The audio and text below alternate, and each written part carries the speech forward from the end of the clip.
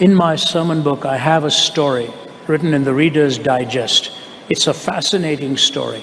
It's the story of a man called Marcel Sternberger, who gets into a train in Brooklyn on the subway, and it's the middle of the day. He'd gone to visit a sick friend who was dying. And he visits the sick friend and takes this train that he doesn't ever take because he doesn't live there. And it's the middle of the day, he's normally at work. And he gets into the train and it's crowded.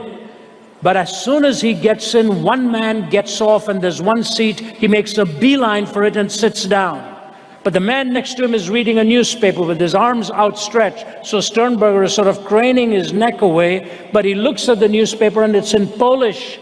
And Sternberger understood Polish. So he's starting to read it and he notices the man is reading it from the classified section.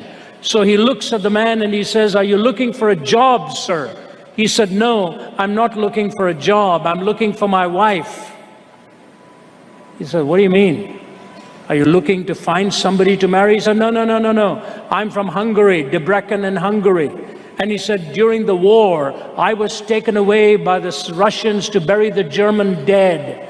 And by the time I came back, my city had been liberated. But I was not sure whether my wife ended up in a concentration camp in Auschwitz or whether she was liberated. I've had no contact with her. So I've come to America looking for my wife to see if she was liberated and brought here. We have no contact address for each other."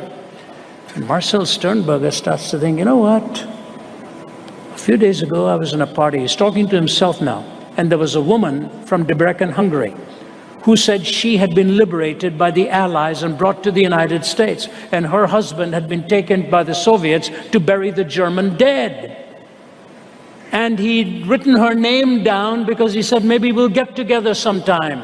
And he'd written her name down, and then he turns to Sternberger and says to him, "What's your wife's name?" He says, Maria Paskin.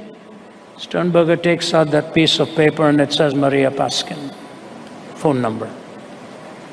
And then he says to the man, "And what's your name?" He said, "My name is Bella Paskin." He said, "Miss Paskin, please get off at the next station with me. I want to make a phone call for you." He didn't tell him anything. So they get off and they go to a telephone booth. And he dials in, tells the man to stay outside. And after many rings, this woman picks it up. He says, "Who am I speaking to?" And she says, "Maria Paskin." He said, "Maria, do you remember me? My name is Marcel Sternberger." She says, "Yes, I remember you." He said, "Maria, what was your husband's name?" She said, "My husband's name was Bella Paskin." He said, "Maria, you're about to witness the greatest miracle of your life. Hold on." And Bella Paskin comes in and he hands the receiver to him. And he says, "Hello." And Marcel is standing outside the phone booth.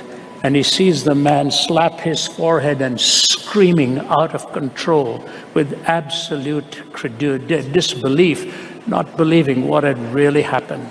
So Sternberger is walking out with tears in his eyes and just thinking of how this all happened. He said, "You know what? I don't take this train. I don't live here. How did all this happen?"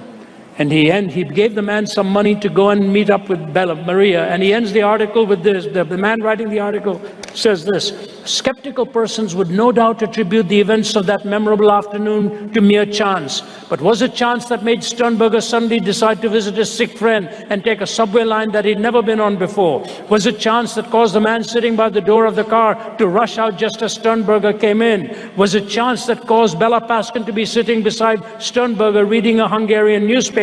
Was it chance, or did God ride the Brooklyn subway that afternoon?"